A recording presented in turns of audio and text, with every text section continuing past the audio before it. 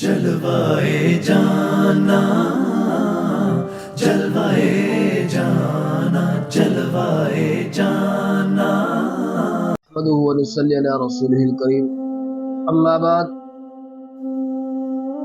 پچھلی ویڈیو میں نے آپ کے سامنے دو چیزیں عرض کی، ایک جہنم سے پناہ، دوسرا ظاہر اور باطن کے فتنوں سے پناہ۔ آج آپ کے سامنے فتنہ دجال کے بارے میں کچھ باتیں عرض کر۔ فتنہ دجال یہ عام معمولی فتنہ نہیں ہے،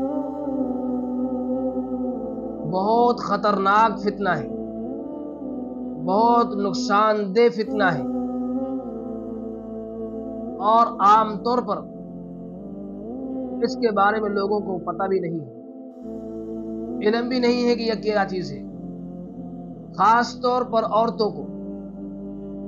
تو اس لیے میں نے سوچا کہ کچھ اس کے بارے میں باتیں عرض کر دوں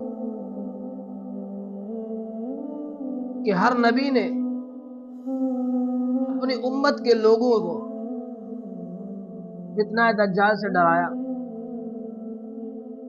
کہ لوگوں اس فتنے سے پناہ مانگو، اور ہمیں بھی اس فتنے سے پناہ مانگنی چاہیے،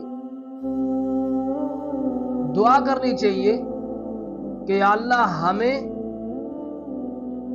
ہمارے گھر والوں کو، اہل و عیال کو، رشتہ داروں کو، عزیز و اقارب کو، دوست و احباب کو، پوری امت مسلمہ کو اس فتنے سے محفوظ فرما۔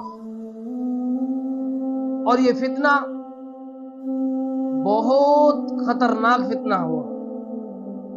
اب اس سے بچنے کے لیے کیا کام کرنے چاہیے؟ حدیث پاک کے اندر آتا ہے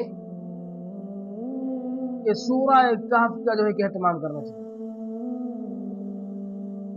تو شخص جمعے کے دن سورہ کہف کا اہتمام کرے گا، اللہ تبارک و تعالی اس بندے کو فتنہ دجال سے محفوظ فرمائے۔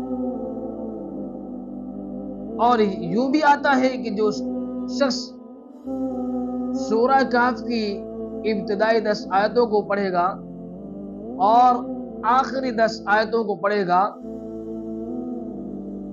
روز، تو وہ بھی اس فتنے سے محفوظ رہے گا۔